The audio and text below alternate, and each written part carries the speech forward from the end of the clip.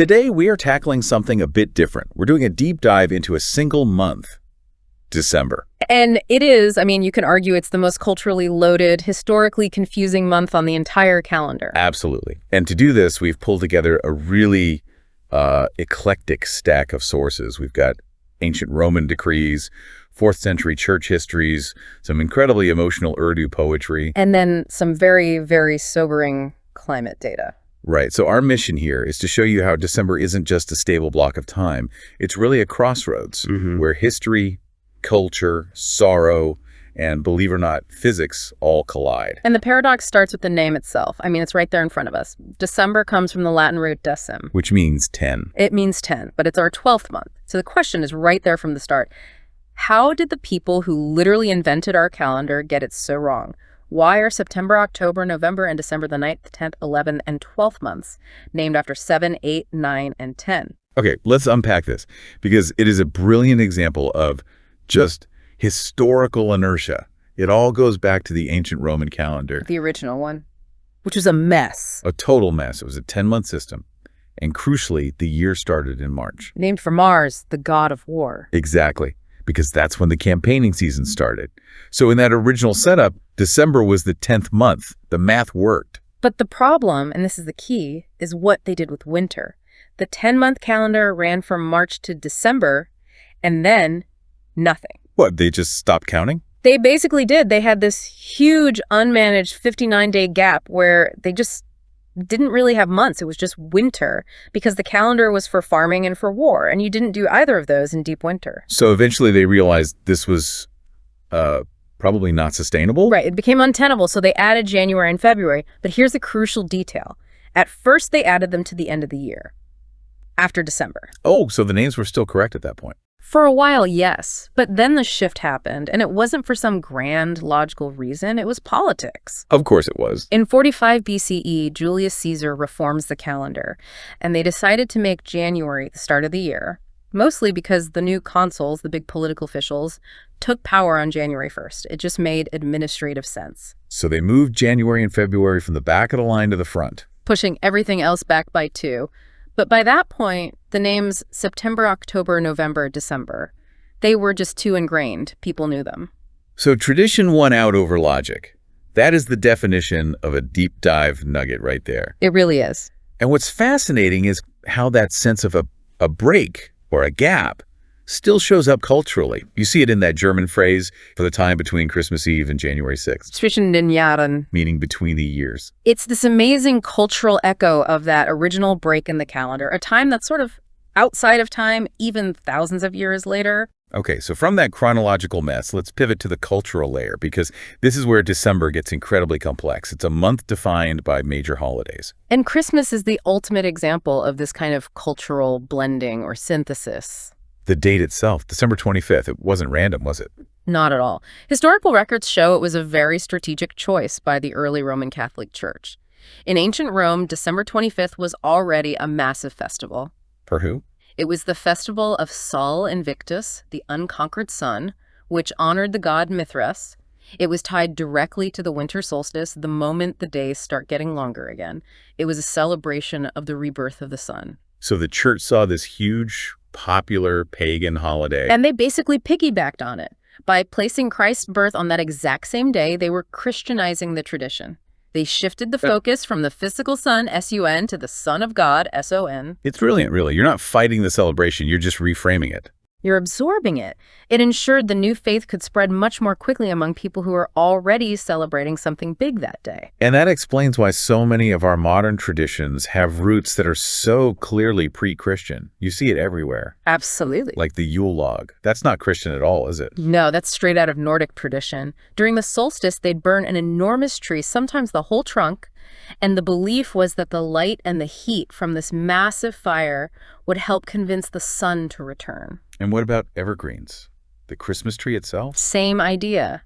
For ancient Druids and in old Germanic and Scandinavian cultures, the evergreen was a powerful symbol of eternal life. Because it stayed green when everything else looked dead. Exactly. So Christian missionaries saw that reverence and adapted it. They taught that the tree's shape pointed up to heaven, and its eternal greenness symbolized eternal life through Christ. Even mistletoe.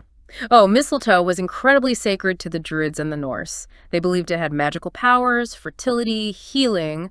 So the whole kissing under the mistletoe thing has this very deep pagan nature-worshipping root. It does. Long before it became a feature at the office holiday party. And this blending of figures is maybe best seen in Santa Claus. He is a fascinating composite character. You have the historical figure, the generous Christian bishop, St. Nicholas from the 4th century. But then you layer on these much older mythical elements. Right. You have Norse legends about the god Odin. During the Midwinter Festival, he was said to fly through the sky on his 8-legged horse, Sleipnir. Flying through the night sky. That sounds familiar. And he would leave gifts for people on the ground who had been good, so you can see that blueprint. Even the chimney thing might have a mythological root. Some sources point to the Norse goddess Hertha, who was said to descend through the hearth to bring blessings to the household. Wow. So you take a generous bishop, a flying god, and a goddess who comes down the chimney. And over centuries, they all kind of merge into this one singular figure we know today. But this blending, this syncretism, it hasn't always been smooth. It's caused a lot of controversy over the centuries. A huge amount. And it's still a point of discussion today. On one hand, you have many Christians who see Christmas as a perfectly valid time to honor Christ. But on the other, Others point to biblical guidance in books like Deuteronomy that specifically cautions against adopting the customs of other religions and blending them with your own worship. and this isn't just a modern debate. Not at all. To give you an idea of how serious this was, back in the 1600s, the Puritan-led Massachusetts Bay Colony actually banned celebrating Christmas. They banned it. They called the mix of traditions sacrilege and would fine anyone they caught celebrating. That is incredible. Now let's contrast all of that deep ancient history with a much more modern holiday, Kwanzaa, which starts right after Christmas on December 26th. It's a really sharp contrast. Kwanzaa was created in 1966 by Dr. Malana Karenga. It was a direct response to the Watts riots in Los Angeles. So it had a very specific purpose from the very beginning. A very intentional one. It was designed to foster unity and community for African Americans. The name itself comes from a Swahili phrase, Matunda ya Kwanzaa, which means first fruits or harvest. And the structure is so important. It's built around 7 core principles. The Nguzo Saba. And if you look at those principles, Umoja for unity, Kujichagulia for self-determination, Ujima for collective work and responsibility, you can see how they directly address the feelings of fragmentation and dislocation that the community was experiencing. And the symbols are just as intentional, like the kinara, the candle holder. Right. The kinara represents ancestry, the original stock that people came from, and then you have the gifts, the zawadi, on the final day. Which aren't just about consumerism. No, the focus is on gifts that encourage achievement, with a real emphasis on handmade items. It promotes creativity and self-sufficiency, building up the community from within. Okay, let's pivot again. From culture and history to something more internal. The emotional weight that December carries, especially in the world of Urdu poetry. Yes. In Urdu poetry, December is almost never just a month. It's a metaphor. It's a mood. What kind of mood? It's characterized by this palpable cold and emotional silence and this overwhelming feeling of memory and loss. So poets connected to things like heartbreak. Heartbreak, loneliness, absence, unfinished love stories. There's this idea that the cold winds don't just chill your skin, they touch the heart. It's the time of year when dreams scatter like broken pieces. Coabraza bikartehen. The end of the year becomes a symbol for the end of a relationship or a dream. Exactly. It's a time of reflection on all the broken promises of the year that's passed. There's a translated line that goes something like, "The silence of the cold December wind brings forth all the stories of the year that remains untold." That's beautiful. But is it all just sorrow? That's the fascinating part. It's rarely just fatalistic. Underneath all that melancholy, there's often this subtle message of endurance and hope. A light at the end of the tunnel. Yes. The idea that time will eventually bring peace, and that every ending hides a new beginning. December might be the sorrow, but it also signals that a new year is just around the corner. That idea of December being tied to an ending cycle is actually the perfect bridge to our final topic. And this is maybe the most surprising one.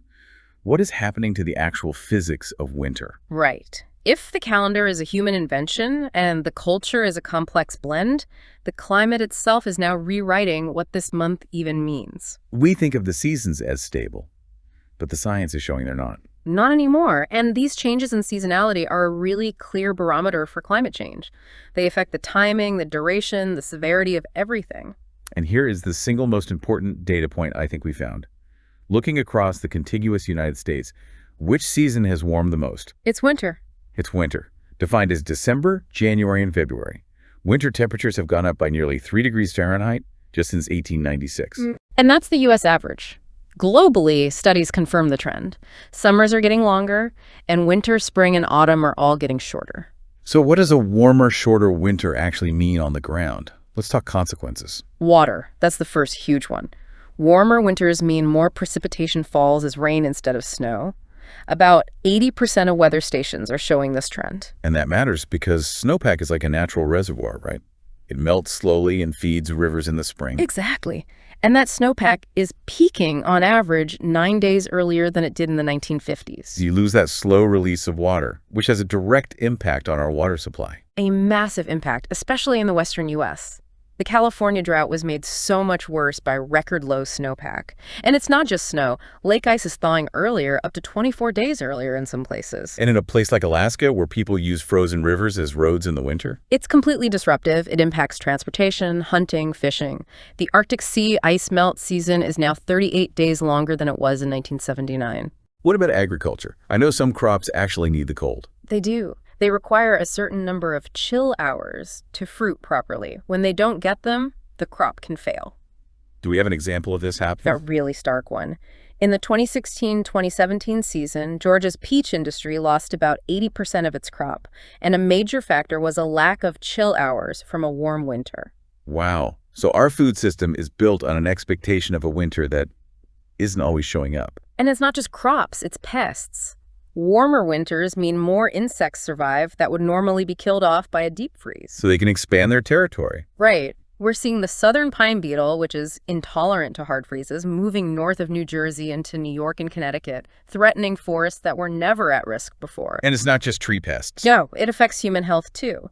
The incidence of Lyme disease has roughly doubled since 1991. Part of that is because milder conditions allow ticks to be active for a longer portion of the year. So all of these seasonal shifts are basically extending our danger zones. That's a good way to put it.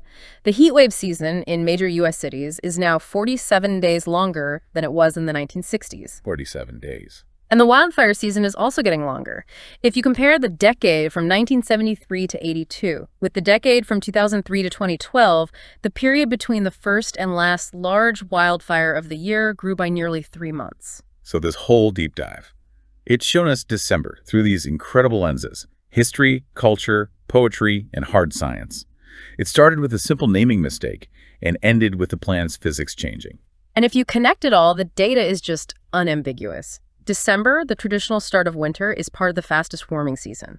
And that raises a really big question. Which is? What happens when the stability of that annual cycle, the predictable timing of frost and snow and melt, is lost? When our social, our agricultural, our cultural systems are all forced to adapt to the shorter, milder winter? It's like it all comes full circle. The ancient Romans defined December based on an agricultural break that was guaranteed by a deep winter. A necessary, reliable break. And now, our own science shows that the growing season in the U.S. is already 2 weeks longer than it was in 1895. It's a measurable shift that has already happened. So here's the final thought we want to leave you with.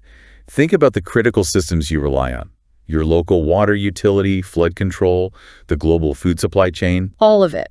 How many of those systems are still operating on a calendar, on an assumption, defined by a traditional winter that the data shows measurably no longer exists?